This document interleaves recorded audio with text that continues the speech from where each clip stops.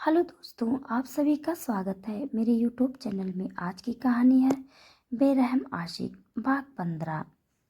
अभी तक आपने देखा अपनी जीभ को अच्छे से उसके मुंह में मूव करने लगता है। सना का दम घुटने लगा था। वो उसे छोड़ने का नाम ही नहीं ले रहा था। सना रोने लगी थी।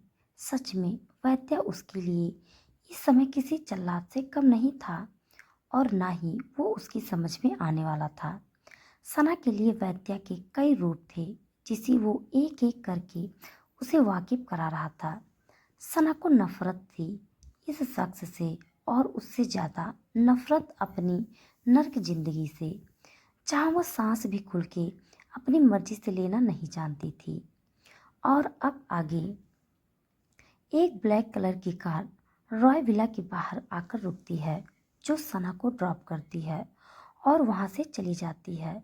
सना कुछ वक्त के लिए उस कार को देखती रहती है, तब तक जब तक वो कार उसकी आंखों से ओझल नहीं हो जाती, जिसके साथ उसकी आंखों में कुछ ऐसा चुभ जाता है जो आंखों से पानी बनकर कब उसके पूरे चेहरे को भिगो डालता है। सना को उसकी तकलीफ तब ज़्यादा दर्द पहुंचाता है जब वो अपने हालातों पर नज़र दौड़ाती है, जहाँ ना तो सना के नंगे पैरों में जूती थी और कपड़े भी उसके कंधों से फटे होने के साथ उसकी बदकिस्मती को कोस रहे थे। सना लड़खड़ाते कदमों से घर के अंदर कैसे न कैसे करके पहुंचती है।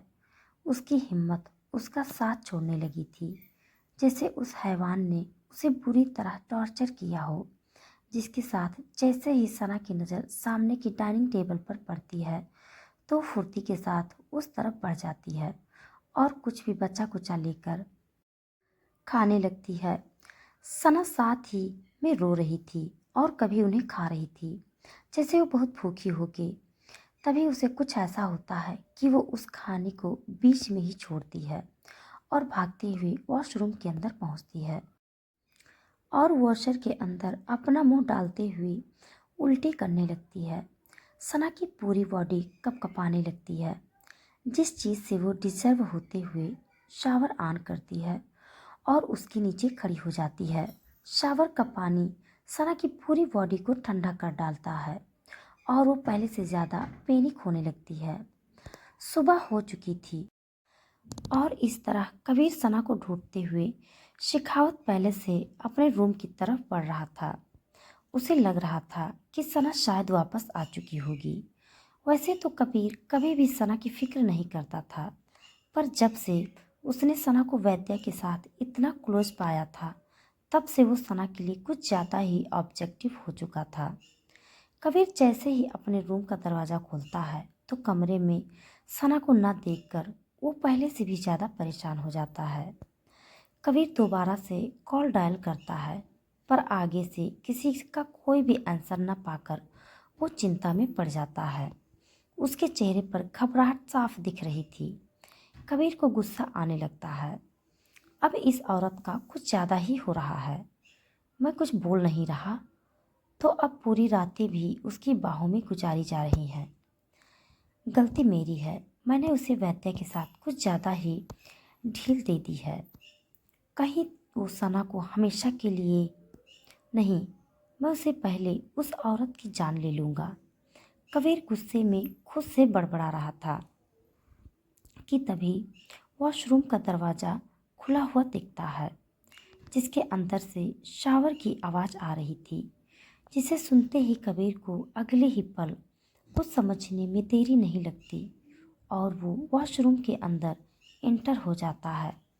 जहाँ पहुँचते ही वह देखता है सना फर्श पर बेहोश पड़ी थी और उसके ऊपर लगातार ठंडा शावर का पानी गिर रहा था, जिसे देखकर कबीर का दिल तेजी से धड़कता है और वह सना को फुर्ती के साथ अपनी बाहों में लेता है और बेड पर ले आता है। सना की पूरी बॉडी ठंड पड़ चुकी थी। कबीर को समझने में देरी नहीं लगी कि वह इस समय कितनी बुरी हालत में। कबीर उसके बालों को अपने हाथों से सहलाते हुए कहता है, सना, आर यू ओके? क्या हुआ तुम्हें? आंखें खोलो स्टूपिड। यह कैसे हुआ? सब मेरी गलती है। कबीर ने आज पहली बार सना को इस हालत में देखकर अपनी गलती मानी थी। उसके चेहरे पर कोई सी घबराहट थी और वह क्या थी यह कबीर ही जानता था। कबीर के इतने हिलाने डुलाने पर भी सना कोई भी रिएक्ट नहीं कर रही थी, जिसे देखकर कबीर अपने फ़ोन में डॉक्टर का नंबर डायल करता है और कुछ समय बाद डॉक्टर्स भी वहां पर पहुंच जाता है। वो डॉक्टर लेडी सना को ठीक से चेक करने लगती है। कुछ वक्त के चेकअप के बाद डॉक्टर कोई सी मेडिसिन लिखती है और सना को इंजेक्शन लगाते हुए कहती है, आप यह दवाई ले आइए। एक्चुअली इनकी पूरी बॉडी में कोई सी एलर्जी फैल चुकी है। क्या इन्हें किसी चीज़ से एलर्जी है जो इन्होंने खाया हो? डॉक्टर की बात सुनते ही कबीर हैरानगी से डॉक्टर को देखता है।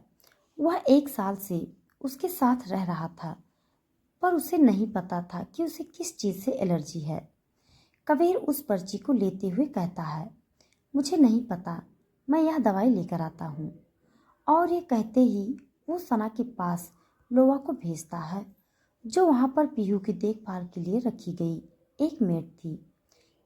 कुछ समय बाद सना भी अपने होश में आ जाती है, पर वह इस वक्त इस कंडीशन में नहीं थी कि वो जरा सा भी उठ सके। सना लोवा का दोबारा बनाया हुआ सूप पीने लगती है। उसकी रिक्वेस्ट सना के लिए लोवा उसकी माँ की तरह थी। लोवा पूछती है, आपको क्या हुआ था मैम? आपने क्या गलत खा लिया था? क्या आप बता सकती हैं मुझे? लोवा के ये कहते ही सना दर्द में कराहते हुए कहती है, मैं परेशान हो चुकी हूँ खुद से, अपने शरीर से, अपने इन बदकिस्मत हालातों से। बस मैं अब और जीना नहीं चाहती हूँ, बस। सना के ये कहते हुए गला दर्द से भर जाता है, जिसे देखते ही लोहा भागकर उसे अपने सीने से लगा लेती है। इस समय दूसरी तरफ कबीर मेडिसिन शॉप पर खड़ा था और अभी वह सारी दवाइयाँ ले ही रहा था कि तभी उसे फ़ोन कॉल आता है।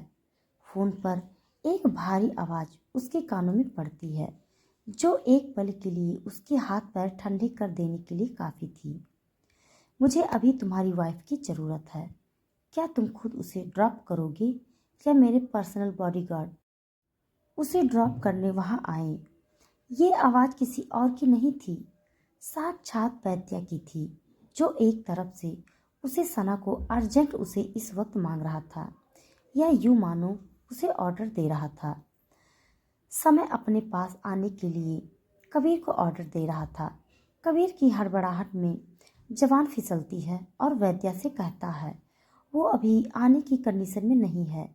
एक्चुअली उसे एलर्जी हो गई है, उसकी तबीयत खराब है। कबीर अपने शब्दों पर ध्यान देता है, तब उसे याद आता है कि उसने क्या कह दिया है। उसने उसे बता दिया था कि अगर सना को कोई भी प्रॉब्लम आई तो वो उसे छोड़ेगा नहीं, और इस वक्त उसने उसे कह दिया था कि उसकी तबीयत खराब है। जिस पर वैद्या चिल्लाते हुए कहता है, क्या? व्हाट रविश? वैद्या उसकी कॉल डिस्कनेक्ट कर देता है। इधर कबीर अपने शब्दों पर पछताते हुए कहता है, ये क्या बोल दिया मैंने, अब ये क्या करेगा? Oh shit. दोपहर के लगभग का समय था और सना अपने बेड पर सो रही थी कि तभी सना के कानों में दरवाज़ा खोलने की आवाज़ आती है और कई डॉक्टर की टीम उसके कमरे के अंदर दाखिल हो जाती है। कमरे में हुई हलचल की आवाज़ सुनते ही सना फुदक कर अपनी जगह से उठती है और अपने आसपास डॉक्टर को देखकर हैरानगी से कहती है, तुम लोग अंदर कैसे आए? निकलो बाहर। मैंने कहा, निकलो बाहर। अभी तुम्हें किसने अंदर आने की परमिशन दी? सना ने इतना कहा था कि तभी वैद्य की आवाज़ उसे अपने कानों में सुनाई पड़ती है, जो सोफे पर आते ही पसर कर बैठ चुका था। वैद्या इतनी खामोशी के साथ वहां दाखिल हुआ था कि सना को पता ही नहीं चलता। सना अपने हाथों की मुट्ठियां बनाते हुए कहती है, तुम्हारी हिम्मत कैसे हुई मेरे कमरे में आने की? निकलो यहाँ से। तुम्हें किसने परमिशन दी मेरे कमरे में आने की? वो भी इस समय। सना के इतना कहते ही कबीर अंदर दाखिल होता है और सना से कहता है, मैंने मैंने मिस्टर शेखावत को अंदर आने की परमिशन दी है। कबीर के मुंह से इतना सुनते ही सना अपना गुस्सा पीते हुए कहती है, तुम पागल हो चुके हो क्या कबीर, जो इस इंसान को हमारे कमरे में ले आए हो? तुम्हारा दिमाग तो सही है। वैद्या बड़ी हैरानगी के साथ सना को देख रहा था और वो अपनी भवें ऊपर चढ़ाते हुए बड़बड़ाता है, तुम सच में काफ़ी दिलचस्प लेडी हो सना। तुम्हें इस समय मेरा रूम में आना इतना अलग लग रहा है तो सोचो उसका क्या जो मैं तुम्हारे बेड तक पहुंच चुका हूँ। हाँ, वैद्य ने ये तब जितनी फुसफुसाहट के साथ कहा था, सना के कानों में उतनी ही ससराहट के साथ ये पहुंच चुका था। उसे पता था कि वैद्या की सरकास्टिक स्माइल क्या कहना चाहती है, जिस पर वैद्या कबीर पर कसते हुए कहता है, क्या तुम अपनी बीवी को एक्सप्लेन नहीं करोगे कि मैं यहाँ पर क्यों आया हूँ मिस्टर रॉय? वैद्या की परमिशन मिलते ही कबीर सना पर चिल्लाते हुए कहता है, सना, क्या तुम्हें बोलने की तमीज़ नहीं है? एक तो मिस्टर वैद्युत तुम्हारी तबीयत ठीक ना होने पर तुम्हारा हाल चाल पूछने आए हैं, तुम्हारे फिक्र करते हुए यहाँ तक आए हैं, अपने सारे ज़रूरी काम छोड़कर, इतने सारे डॉक्टर तुम्हारे लिए लेकर, और ऊपर से तुम इन्हें थैंक्स बोलने की वजह उनके साथ इस तरह का बिहेवियर कर रही हो। हाँ, सच में सना, तुम एक सेल्फिश लड़की हो। मत भूलो सना, मिस्टर वैद्य हमारे टीम मेंबर हैं। कबीर की ये बातें सना की आंखों आंखों में कर रहा था, जैसे वो उसे समझा रहा हो कि अभी कॉपरेट करो इन सब चीज़ों से। सना गुस्से के साथ अपनी गर्दन झुका लेती है। उसे पता था कि कबीर इस समय क्या कहने की कोशिश कर रहा है। वैद्युत के चेहरे पर इस समय एक मिस्टीरियस स्माइल थी और तभी डॉक्टर जैसे ही सना को चेक करने लगती हैं, सना उतनी ही फुर्ती के साथ उसका हाथ खुद से दूर छटकते हुए कहती है, मुझे कोई चेकअप नहीं करना है। मुझे डॉक्टर देख गया है और दवाई भी दे गया है। मैं अभी वो ही दवाई खाई हूँ और मैं इस समय बिल्कुल ठीक हूँ, तो प्लीज़ लीव मी। सना ने यह बात वैद्य की तरफ देखकर कही थी, जिस पर वैद्य अपने कोट का सेंटर बटन लगाते हुए ठीक से सोफे पर सेटल होता है और इस डॉक्टर की तरफ घूरने लगता है कि चाहे वो कुछ भी करे, तुम्हें सिर्फ अपना काम करना है। और वो डॉक्टर भी सेम वैसा ही करती है। सना को जबरदस्ती चेक करने लगते हैं। आधे घंटे तक चल रहा है। ये चेकअप हार कर खत्म होता है। अपने नम आंखों को पोंछते हुए वैद्या और कबीर की तरफ घूरने लगती है। उसे ये सब बिल्कुल पसंद नहीं आ रहा था कि कोई भी उसकी मर्जी के खिलाफ उसे इस तरह तकलीफ दे, पर वैसे भी सना के हाथ में कुछ नहीं था। वो कुछ नहीं कर सकती थी सिवाय हाथ पर हाथ रखने के अलावा, और कबीर वैद्य के हाथ की कठपुतली बनने के सिवा जो जब मन करते थे उसके साथ खेलना शुरू कर देते थे, उसे चोट पहुंचाते थे, उसकी मर्जी के खिलाफ उसे फोर्स करते थे। चेकअप खत्म होते ही डॉक्टर सना को आराम करने की सलाह देती है, जिस पर वैद्य अपनी जगह से उठता है और कबीर को कोई सा इशारा करके वहां से बाहर जाने के लिए कहता है, जिसे कबीर पहली दफ़ा के साथ कैच करता है और वहां से चला जाता है। वैद्य आगे बढ़ता है और सना के पास जाकर बैठ जाता है, जिसे देखकर सना घबराते हुए पीछे की तरफ जाने लगती है कि तभी वैद्य उसकी गर्दन को दबोचता है और अपने बेहद नज़दीक खींच लेता है। मुझे धोखा हुआ है कि कहीं पहले ही राउंड में मुझसे तुम प्रेग्नेंट तो नहीं हो गई हो। फ्रेंड, आवाज़ थोड़ा आप लोग मैनेज करिएगा क्योंकि गला थोड़ा ख़राब है। इसके आगे का भाग